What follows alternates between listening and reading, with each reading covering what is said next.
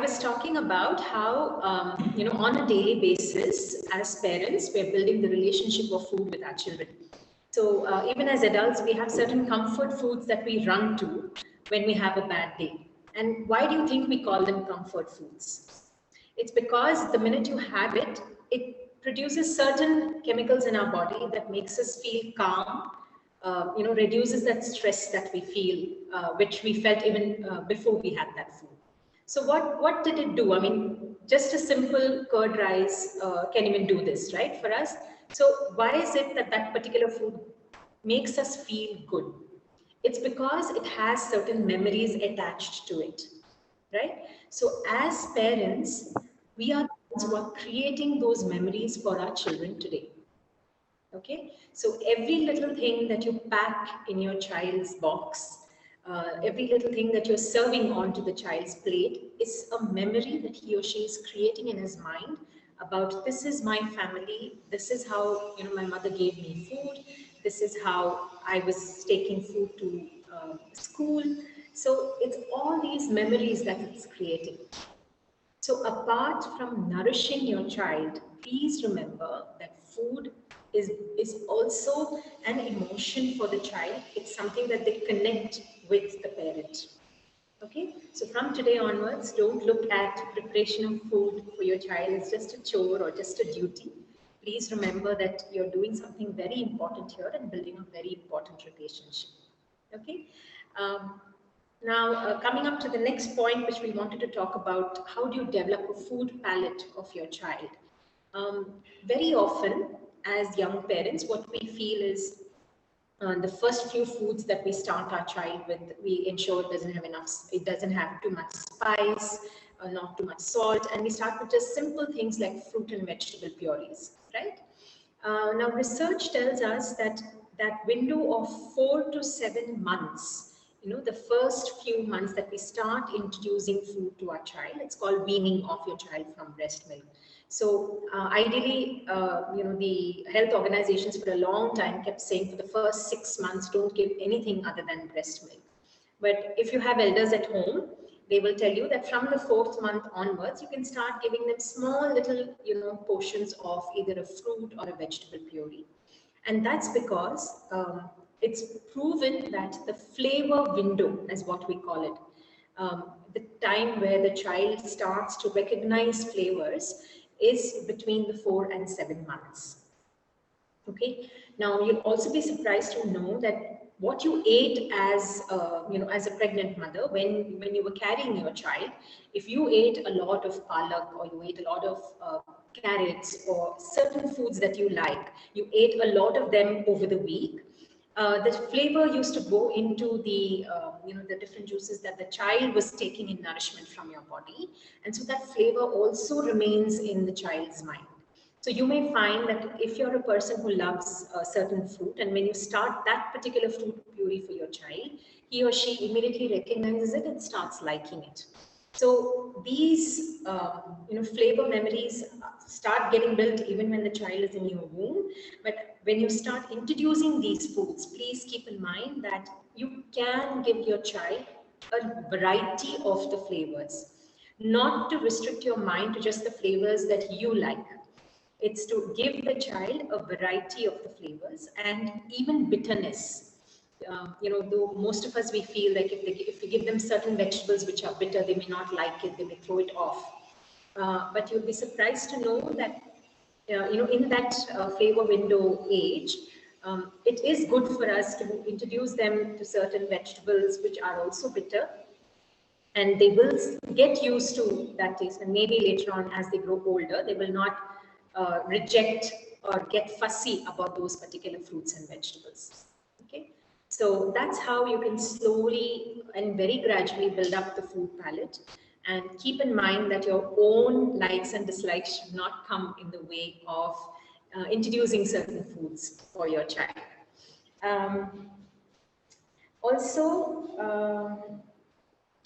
most of us do tend to fall towards sweet food, right? The flavor of sweetness, we feel that it's very easily acceptable, and because you're worried whether your child will get very fussy, you start introducing too much of sweet in the beginning just to get an acceptance from your child. So please make sure you don't do that too often. In the 7 days of the week, if you want to give your child maybe one particular meal which is sweet, it could be a sweet vegetable or a sweet fruit.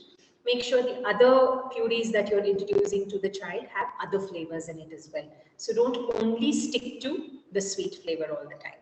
Yeah. And as they grow older, now we're talking about the preschool age now, when they're between 2 to 6 years of age.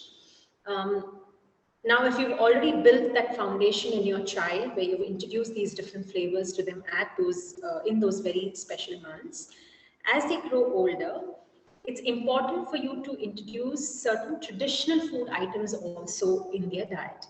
So every once a week, keep it like a traditional food day, where you have a story to tell your child as to why this food is made in this particular season, and why is it cooked in this particular way, what is the traditional recipe that is used.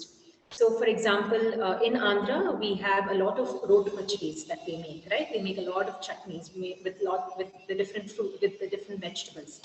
So we tend to introduce these very late to our children. But what if, one day of the week, you introduce this to the child saying, I've made something very special today because it is special to Andhra, or it's special to the family, or the tradition that we are coming from. And you build a story around that and tell them why this pachadi is made in this particular season. So once in the week, introduce one traditional recipe to your child.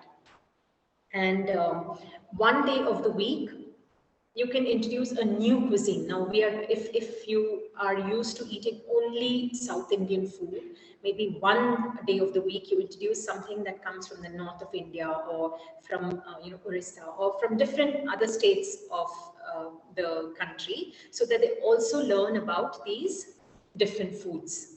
And it could be in very, very small portions. So that's very important for you to know. At this age, we are not expecting the child to eat a bowl full, or a big bowl full of all the foods that we're putting in front of them.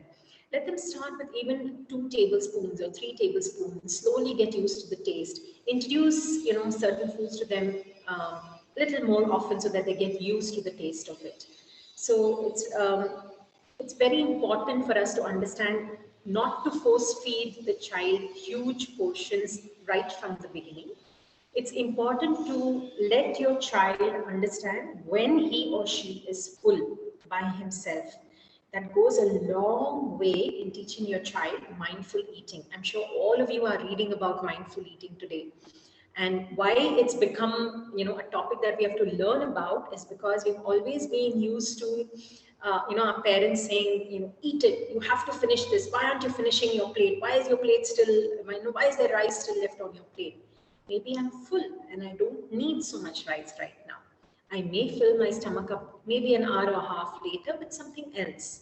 So it's fine to let your child understand when he or she is full, because that is what is going to lead on to them knowing this trigger in their brain when they grow older as well, as to now my stomach is full and I should stop eating. Rather than force feeding them, making them feel like even if I'm full, I'm supposed to eat because I'm supposed to finish this. So that carries on over the years, and that could lead to obesity later on when they grow older, because they don't know that when I'm full, I'm supposed to stop. Okay, so maybe it's a trial and error for you as a parent to see how much is the child finishing their plate today. So I put two, servings of rice to the child, but the child ate only one and a half. So tomorrow, maybe you give them only one and a half, and they will finish the whole plate. So that's the way you slowly and gradually, get them used to the portions. And as they grow older, you will see certain portions increase, certain portions reduce. That we have to take care about is the nutrients. As parents, we are all worried about is my child getting the right nutrients that he or she needs for this age. So the major nutrients that you need to focus upon, they are divided as macronutrients and micronutrients. Macronutrients, most of us, we focus a lot on them. They are the carbohydrate, protein and fat. And most of the time, if you see the Indian cuisine, the center stage is usually taken by the carbohydrate. So like if you were talking about the idli, there's more amount of rice in it rather than the dal. So there's a little dal and more amount of rice. So rice is your carbohydrate and the dal is your protein. So in every meal, you have to make sure that there are these three macronutrients. And yes, fat is also equally important. I'm sure you're keeping a track with your doctor with the weight and height chart. At any point if the doctor says that the weight is going a little higher than what he or she should be, then you just start taking care of the fat intake and reducing it, not completely taking it off. Please remember, certain vitamins require fat to be absorbed. Okay, for example, the vitamin A, D, E and K, they require a certain amount of fat substrate. So if you give ghee along with the rice, what happens is when they mix the vegetable and the rice and dal together, that ghee is the substrate by which the vitamin gets absorbed. So don't cut down on fat completely, just reduce on the quantity of the fat. So macronutrients, carbs come from mainly all the grains, like you have um, rice, rice, wheat, oats, ragi. These are your grains. Proteins come from all your dals, chana, rajma, moong, tur dal, the moong dal, all of this, and the non-vegetarian food. So if you are introducing non-vegetarian food to your child, eggs, chicken, fish, they are all, all the protein sources for your child. Then you have the fat coming in from ghee mainly, which is good for them. The oils that you use for your cooking, preferably use cold press oils because that way you're giving very less amount of additives to your child, because the refined oils sometimes they do mix certain ingredients into them to make it more in quantity. So better to shift over to the cold press oils where all the nutrients are well retained in the oil. So most of us today as adults, we hear from our doctors that you need omega-3, you need omega-3, only then your heart will be fine. So you can start introducing this omega-3 from the younger age itself in these cold pressed oils. So whether it's sesame, groundnut, sunflower, coconut, all of these cold press oils are good for your child. So cooking with cold press oils is definitely beneficial for them. Moving on to the micronutrients, which we don't pay too much attention to. Micronutrients come from majorly your fruits and vegetables. Okay? And I know for many of us, getting our children to eat fruits and vegetables is always a challenge. So, like I was saying, we have to learn how to introduce them in different ways. And as you send them to school, in schools like Swecha, where they teach them to touch and feel and then mix things on their own and make them on their own. I think that's a brilliant idea to include your child when you're making certain dishes, especially with the ingredients which they don't eat very easily.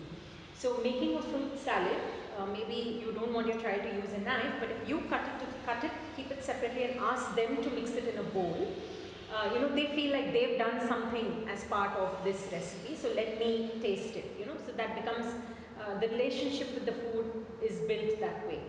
So when it comes to fruits and vegetables, you can try purees, you can try smoothies, you can try just plain cut fruit with some, you can put some chaat masala on the top to give them that zing if they like masalas. You can also, give them these seeds. If you've heard of the pumpkin sunflower seeds, they are very good sources of micronutrients, especially very minute nutrients like zinc and magnesium, which we require on a daily basis, but we need very small quantities of them. They are available in these seeds. So I know it's difficult to make a child eat that seed as such, but though as children we used to eat them, we used to just remove the skin of the pumpkin seed and eat it as it is. It used to be a fun thing to do. But nowadays it's like a gourmet food available in bottles, so there's no need of peeling, you just directly put it into your mouth. But to make it more interesting for your children, maybe you can coarse grind them and put them as a sprinkle on their fruit or any dessert that you've made with the fruit. You can just sprinkle it on the top. Roast it a little to give it that crunchiness and sprinkle it on the top. So using these seeds will help you to improve the micronutrient intake of your child. Okay, so fruits and vegetables give them the micronutrients and seeds give them the micronutrients, And coming to the milk and milk products, apart from giving them protein, they also give them a lot of calcium. Many of us have issues with children drinking milk. We feel really stressed when we are not able to give our child enough milk. But please remember, there are so many other foods available to us which have calcium in them.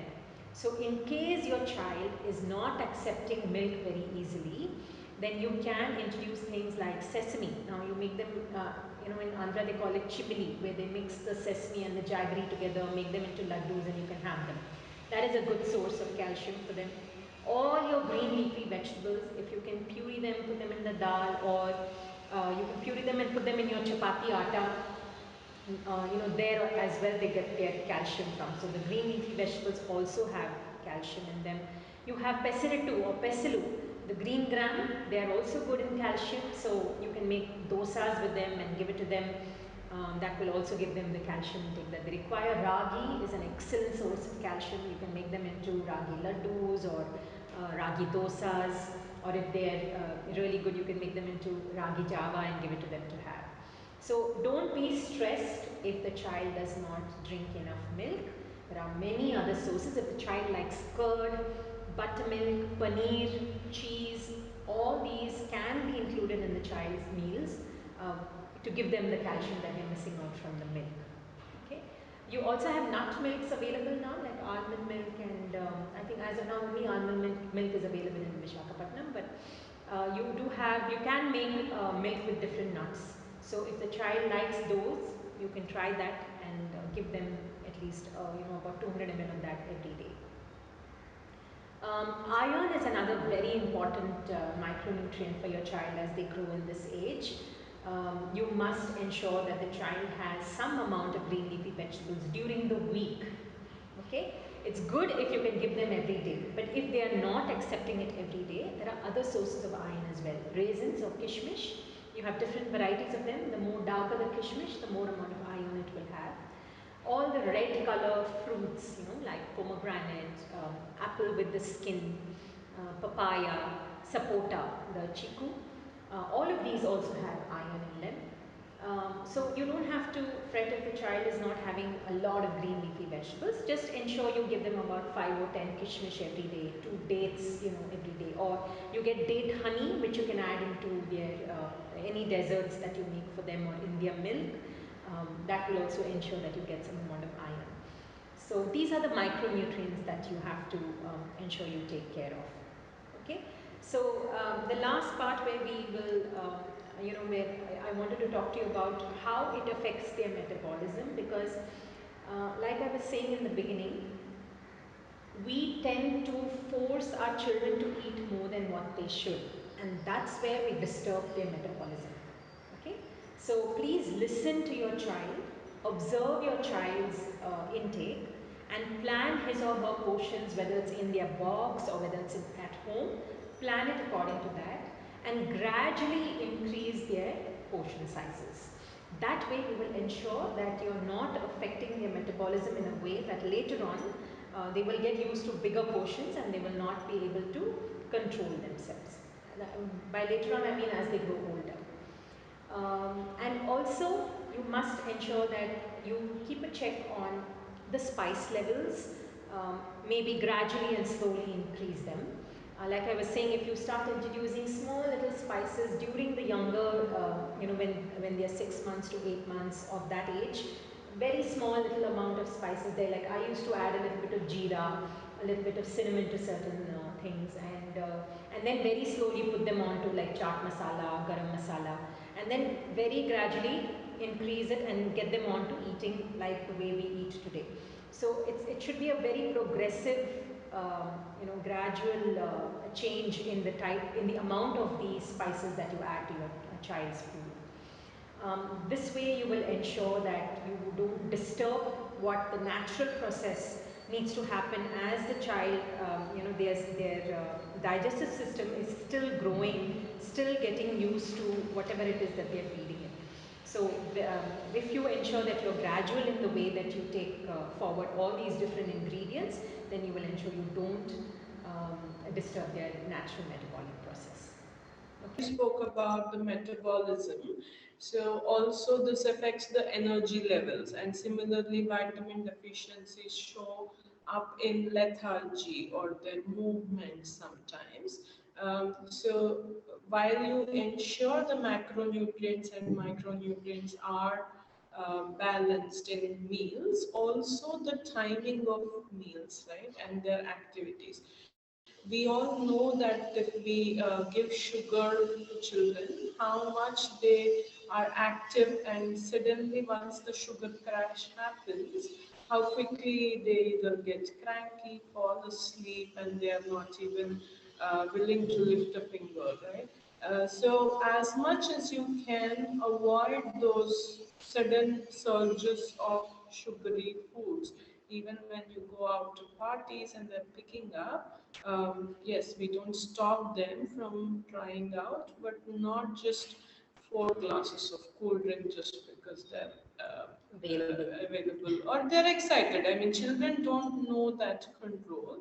And similarly, even through the day. So, as teachers, the biggest observation we have, and sometimes we struggle, if the breakfast is very carbohydrate heavy, right? Yeah, carbohydrate rich. What typically happens is they come in with explosive energy, yes, which is fine, and they expend it either in the playground, in the classroom. Um, uh, Teachers who are aware understand it and wait for that energy to be expended. They take time, especially in world of classrooms, falling in rhythm. But then there is a sudden fall, and the break that we plan might not be so quick. So if they're entering, let's say at 8:15, the meal might have happened at 7:30, 7:45.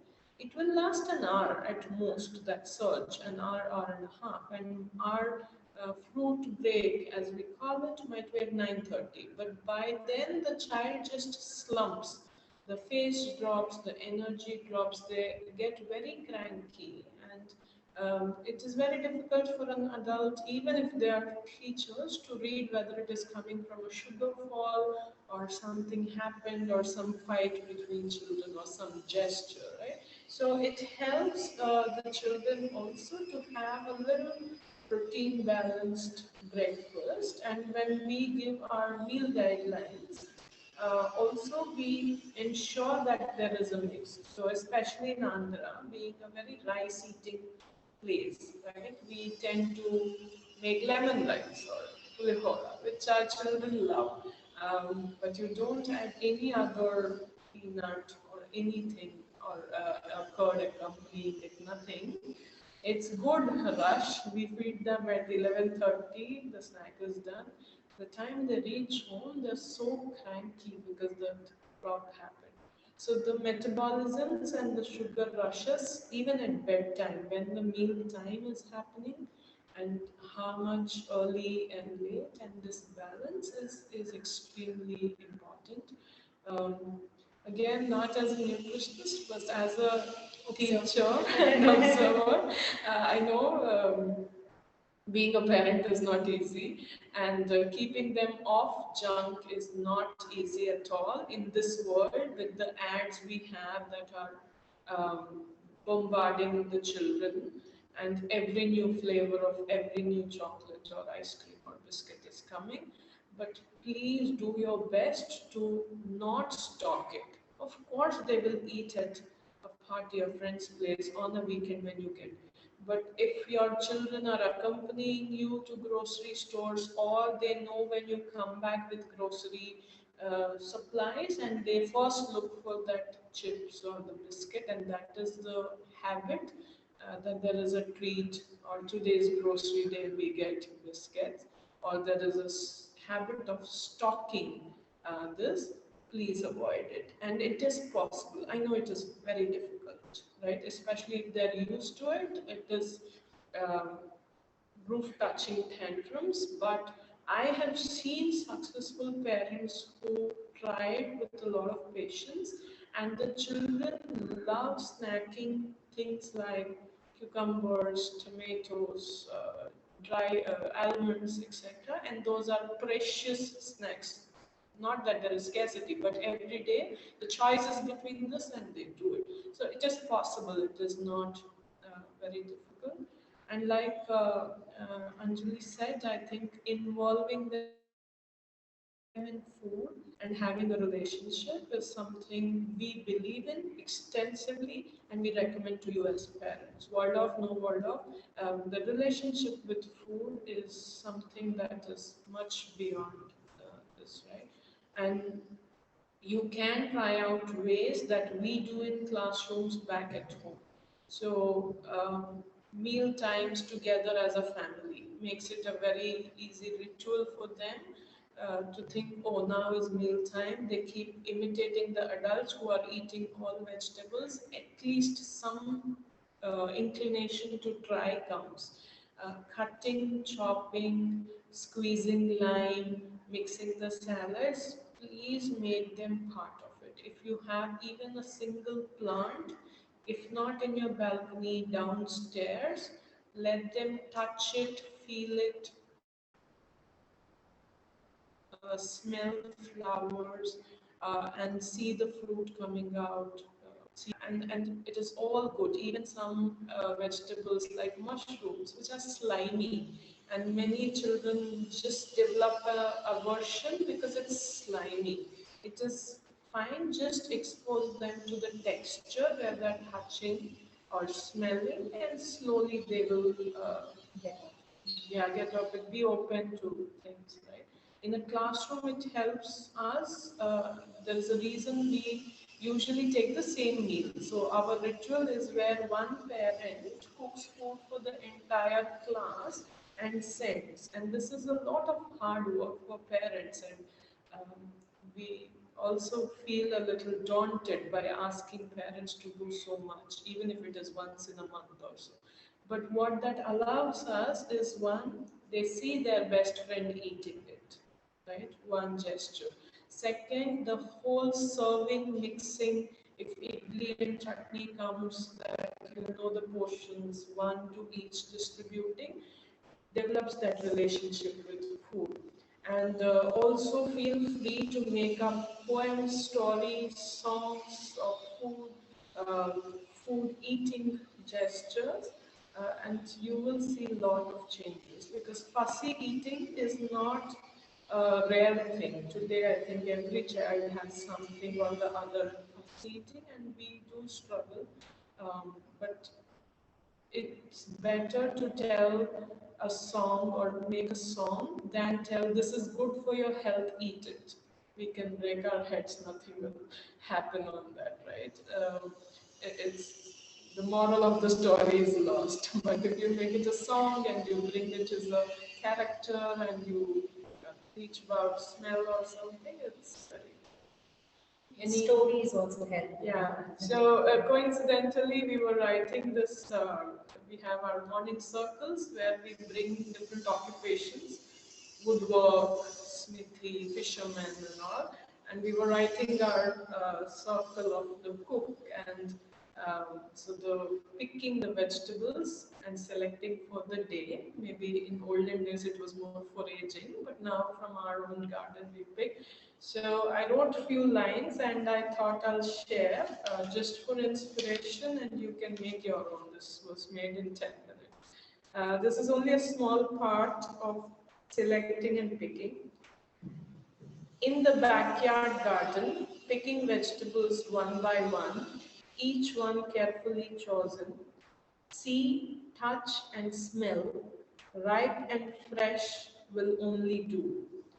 The tomatoes, red and juicy, the brinjals, firm and purple, the okra, soft and green, coriander with tender stalks, gather a few chilies too. See, touch and smell, ripe and fresh will only do. Together into the basket, a medley of colors to make the meal healthy and tasty. Now, of course, we put a tune to it, gestures to it, and they repeat it over and over. They might not understand each word or something, but they keep singing, they keep telling, and somewhere they pick up the apple or the vegetable. Right? So that's my Yeah, sense. I think growing your own food teaches children much more than what we can just verbally. Yeah. I've seen that happen with my own son where he was growing his tomatoes and chilies at home. And when I told him today the dal has been made with the tomato that you have grown and plucked out and given me, he had that bowl of dal fully because he knew he had grown that tomato and he knew how much of effort had gone in to see it grow from a seed to a plant and then finally see the first tomato on the plant. So I think building the relationship with food is best when they grow their own food. So this is really beautiful. Usually when Sure, we are children doing will this, love it. we take them, so we make Around a the vegetable garden. patch, they till and That's they lovely. even do farming. I think now the options are also more where you can even grow it on your balcony. You don't need huge spaces. So even if you get them to do one plant also, you will see how excited they are when they see the first flower or the first fruit coming. And they're really excited. So that's a beautiful way to build a relationship with food.